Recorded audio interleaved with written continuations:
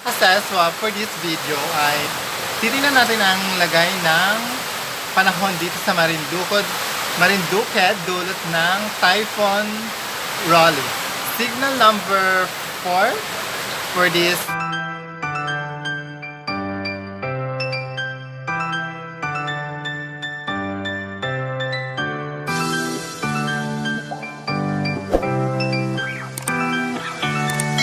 kaya silipin natin yung dulot niya. Kasi sa aming kalsada, meron na siyang baha.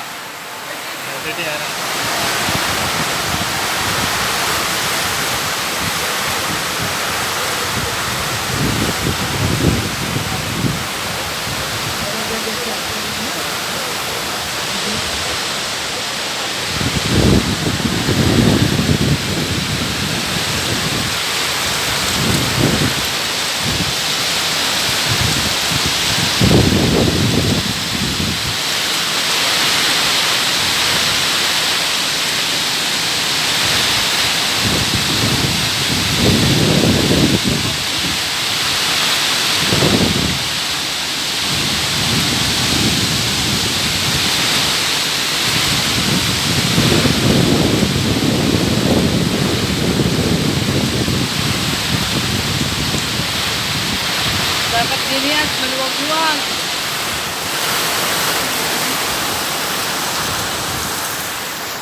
Yan.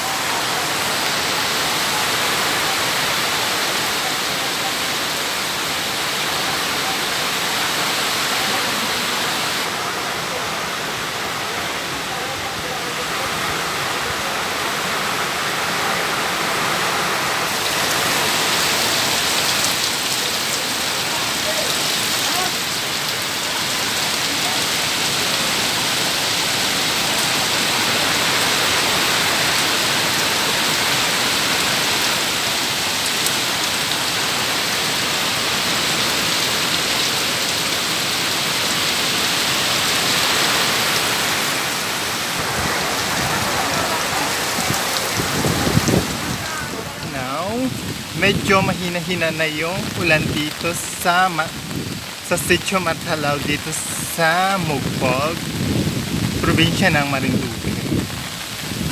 Mga kaseswa, may naputol na puno ng nyug dito sa may taas-taas namin. Nakaano ko yan. Yung epekto ng bagyo. Ano yung puno ng kawayan. Ang lakas pati ng baha niya. Tingnan nyo.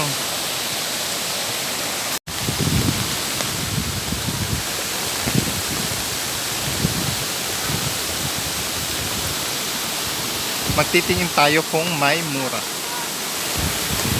May harang, di makadaan. Buwan ng kawayan.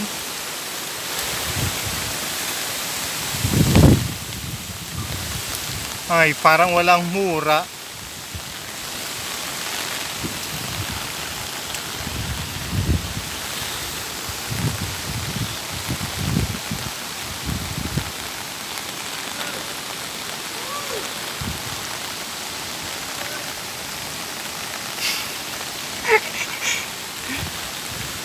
Dumaan sa kalsada ang tubig.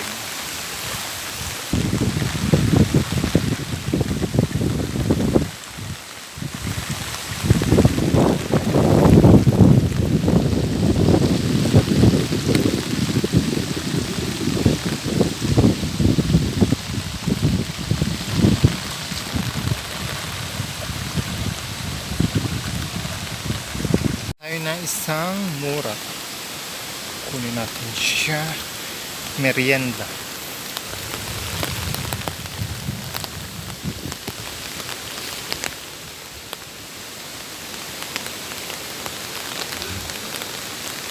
Mura bingi. Mura. Bingi.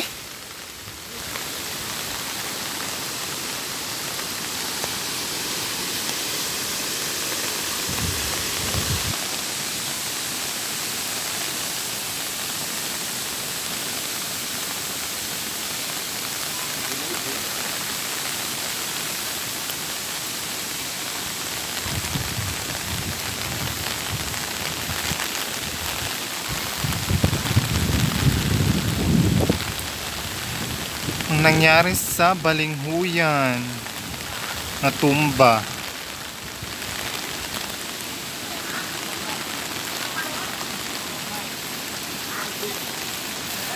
Stranded?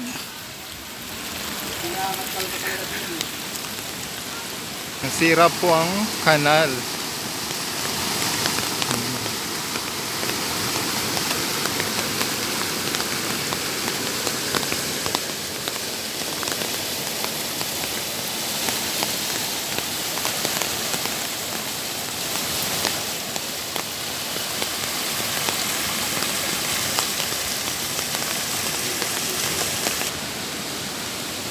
Ito pong daan na to ay daan papuntang cruising. Yung mga bato po ay pumunta na sa kalsada.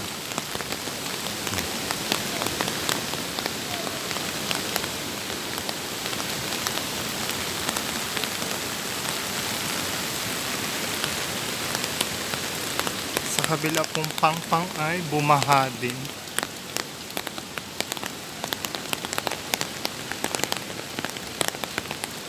Kanina po, nung malakas pa ang hangin, ay sobrang lakas din ng tubig dito sa sapa na to. As of now, medyo malakas-lakas pa po ang ating hangin. Yan. Yan po yung mga batang cruising. Yan po yung sapa. Super lakas po ng kanyang agos. May katalakas po ng hangin.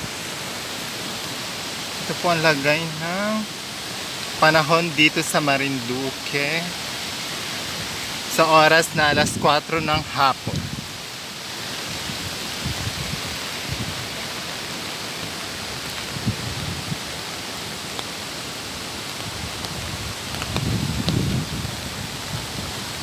Hindi talaga ako makamove on dun sa sa sapa. Super lakas ng agos niya. Nagmistulang ilog na siya mga kaseswa. Yan na po siya, oh.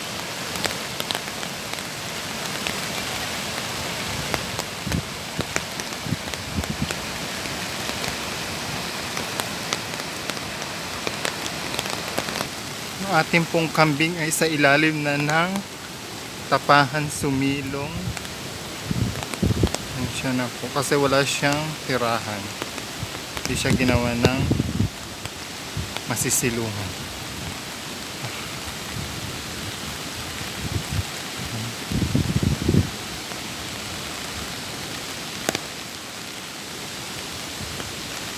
Ito lang po ang mahirap dito.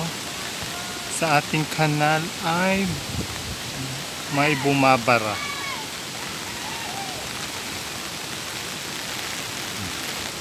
Maya ko po kayo i-up. Mga ka-eksena po tayo. Yan.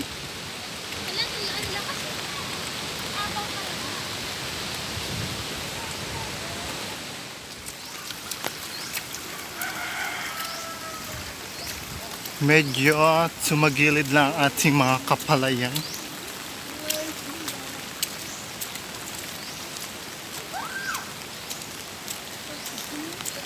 Super lakas ng baha pala dito, oh.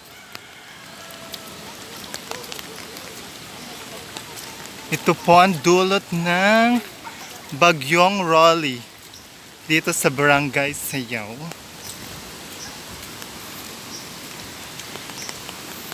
Almost 1 week na po kaming walang kuryente dahil sa bagyong Quinta Plus na sundan naman itong bagyong Rolly.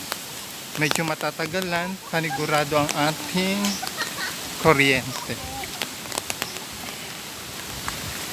Nandito po tayo sa tulay. Lakas po ng kanya. Agos.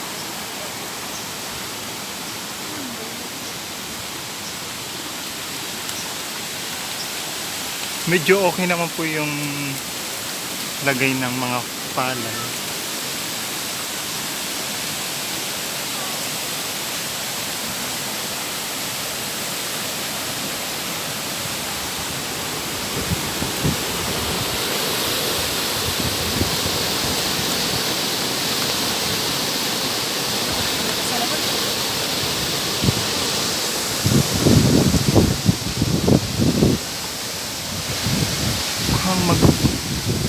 Pauwi na kami at medyo hangin. Nadadala ang ating kapayungan.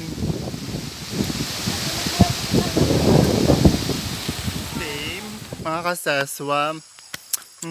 Maglalakad-lakad tayo dito sa may taas-taas ng bahay natin kung anong mga napinsala ng bagyong Rolly dito sa taas-taas. Medyo mainit-init naman ang ating panahon, mga kaseswa. Pero maraming mga saging ang mga natumba.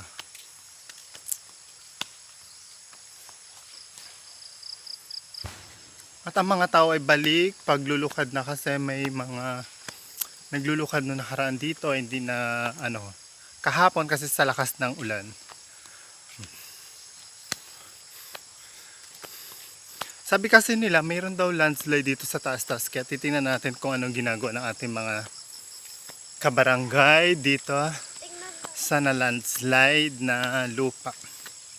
Kaya tunghayan natin siya.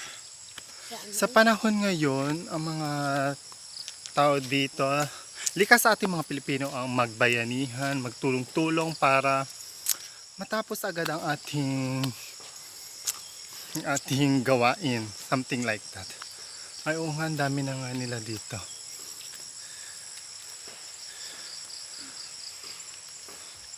Sila magbungkal pala ng lupa. Nakita nyo naman ang tubig dito sa kalsada, medyo maputik gawa nun. Nado kanilang lupa.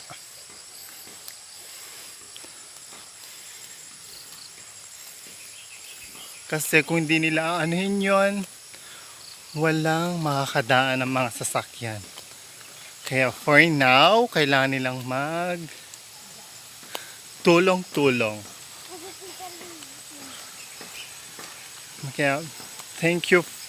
Ang nagtatrabaho ngayon ay ang Grace Guardian ng Sayaw. Salamat nga pala sa kanila.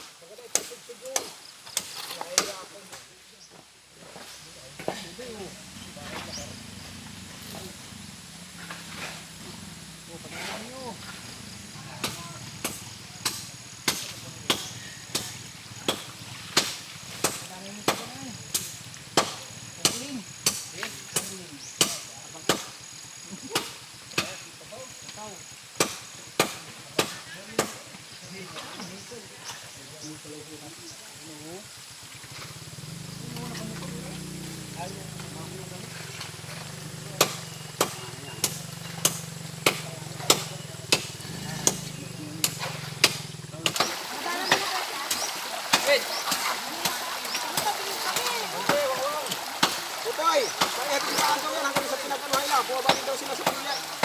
Hindi daw makalusot din o. Pinutulangan yung motor.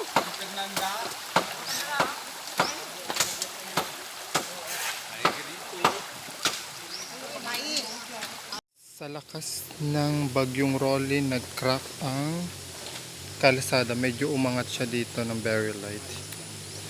Yan, tumaas sa bandang kanan. Ito yung kanyang crack. Ito. Dito siya mataas. Dito sa bandang to.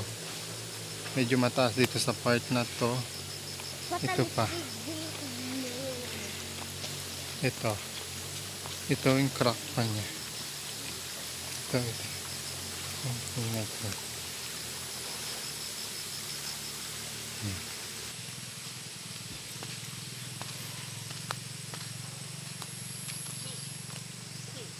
Nakakatakot doon mga kaseswa kasi dati ay parang nung naglindol, para matagal-tagal na mga ilang taon na rin lumipas.